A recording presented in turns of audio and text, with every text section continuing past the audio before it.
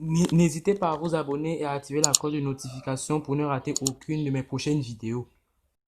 Crédit bancaire comme les autres diabites, c'est ce qu'il reste à faire, frérot. Amazon.com, trouve des packs, tu touches du loup. C'est pas qu'on vivacité en mode Eden Hazard. Les riches comme Cristiano Ronaldo, tuto dans la description. Arrivé au Real Madrid en provenance de Francfort, Luka Jovic avait la tâche de faire souffler Karim Benzema. Le soleil madrilène était si beau comme le jour de sa présentation devant les supporters. Le soleil madrilène va s'obscurcir pour l'attaquant serbe qui a peut-être connu la pire saison de toute sa carrière, avait notamment marqué par des problèmes extrasportifs.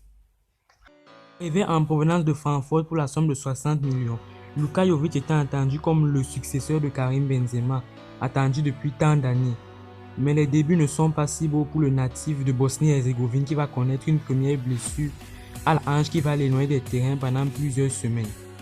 Quand Luka Jovic avec Francfort la saison dernière, c'est 27 buts en 50 matchs et 8 passes décisives, avec notamment 10 buts en Ligue Europa, avec lesquels il avait fini deuxième meilleur buteur de Ligue Europa derrière Olivier Giroud et ses 11 buts.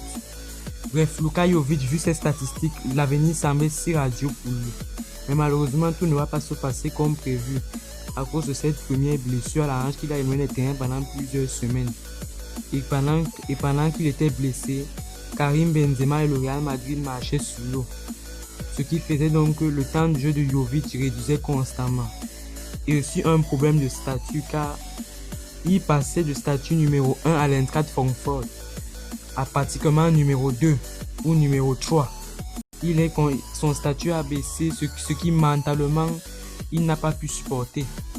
Mais même en dehors de ça, sur le terrain, Luka Jovic c'est 4 titularisations pour seulement 2 petits buts et 19 rentrées en jeu. Ce qui fait donc en tout 23 matchs. Mais même pendant ces 23 matchs-là, le Serbe n'a pas pu se montrer décisif. Et si sur le terrain, il ne fait pas l'unanimité, en dehors non plus. Car en effet, pendant le confinement, le Serbe n'a pas respecté le confinement dans son pays et a été convoqué à passer devant le tribunal de Belgrade ou peut-être se faire condamner. Notamment ce qu'avait déclaré le président serbe qui a dit que Jovic risquerait une amende ou une condamnation allant entre 2 à 3 ans. Ce qui n'arrange pas ses affaires. Car encore, en effet, pendant le confinement, en s'entraînant chez lui, le Serbe s'est gravement blessé et on parlait même de fin de saison. Une rumeur qui a été démentie par le club madrilène car le Serbe est justement revenu à l'entraînement lors de la reprise de la Liga, le 11 juin dernier. Mais malheureusement, il a encore fait une bourde car si on en croit le journal AS, Luka Jovic a été mis en quarantaine pour avoir eu des contacts avec un de ses amis qui a été ensuite testé positif au Covid-19. Le joueur a été mis en quarantaine pendant plusieurs semaines, une décision très dure du club. Mais malheureusement, même si le joueur a été testé négatif au virus, on ne sait jamais, peut-être il ne manifeste pas encore les symptômes. En dehors de ça, le Real Madrid a déjà mis Jovic sur le marché.